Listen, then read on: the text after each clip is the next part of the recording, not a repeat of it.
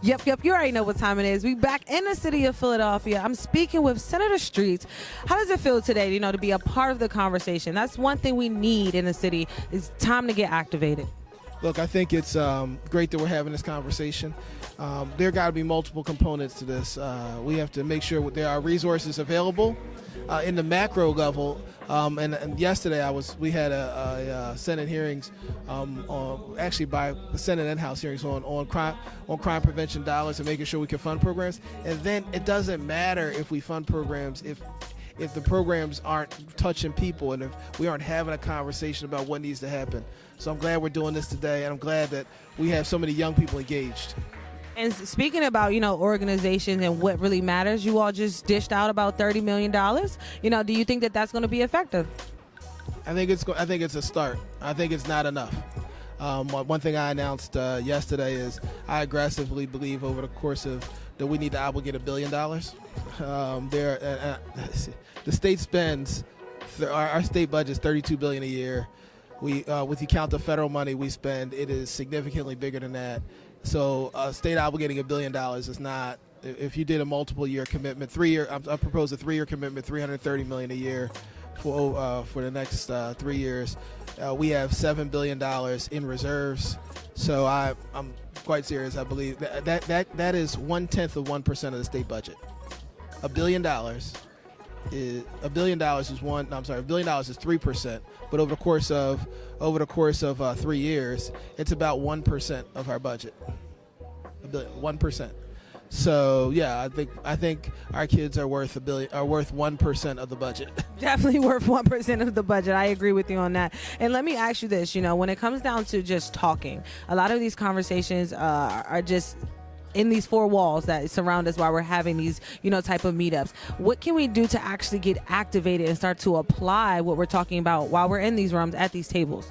Well, I think we've seen some of it. The brother who got up and started shaking some of the young people's hands and just said, "Thank you, son." When he was doing it, I was looking at what's he doing? But it didn't occur to me. A lot of kids really haven't heard "Thank you, son." Haven't heard somebody say "Thank you, son," because there isn't a dad saying it. The other thing we have to recognize is how people receive mentorship. One of the things I want to do is make sure we fund our Little League sports and cheerleading programs. The way a lot of kids say, Dad, I've said over again, is coach. Because coach, that's why you see grown men cry when they talk about their coaches, because the coaches are so often the father figures. And so I think we have to make sure those spaces are preserved. And so I think this is a great program. And we have to have a conversation, and everybody's got a different role, but we've got to all play our part. And let me ask you this, because you went over some details about just like our state budget and things like that, but do you really think that money is the biggest part that will add to the solution, or do you think that it can start on a grassroots level? I think it has started on a grassroots level, and when I say everybody's got to play their part, so I'm a senator, right? I think it is irresponsible for folks who sit in my position to not talk about the fact that there should be resources. I love hearing the passion when people say we're going to do this out of we're going to do this from the strength. I've opened up this. We're doing it out of my closet, but you shouldn't have to. And the reality is, people who want to change the lives of people in communities shouldn't have to drive their families into poverty. And look, I say that as a person who, when my dad became an activist, our lights got turned off. Right? I mean, that was a real thing, right? And it was fine. We survived. I'm here. We're good.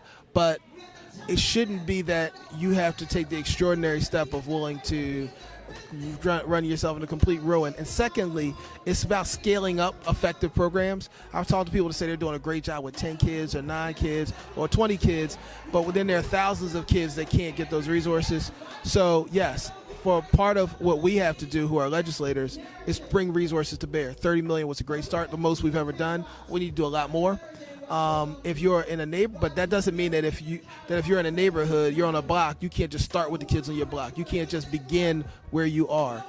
It says there's a scripture that says God expects us to use the talents we have, right? And there's another. We all heard people say, to whom much is given, much is expected.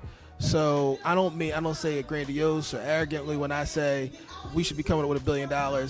It's only because I'm only in a position to say that because people in North Philly, Germantown, North Philly, Germantown, Wissinoming, Roxborough, East Oak Lane, Olney. Those folks, Tioga, have put me in a position to do that. Because those folks put me in a position to do that, I'm a senator, and if I'm going to be asked to cast votes on billions of dollars, I'm going to talk about making sure we expend resources to address the problems that happen in our community. Everybody else does. It is our job. And I want to ask this last question before we wrap up, if you can give me this brief statement.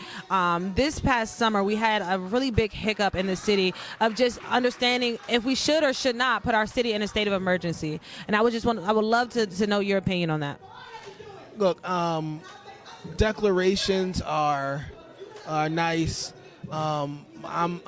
What the question is, what does that mean? If a state of emergency means that the National Guard are grabbing kids and locking them up because we want to militarize our law enforcement, I'm not for that. If state of emergency means we're going to have enhanced resources that are deployed, does that mean that we're going to be able to keep rec centers open later? Does that mean we're going to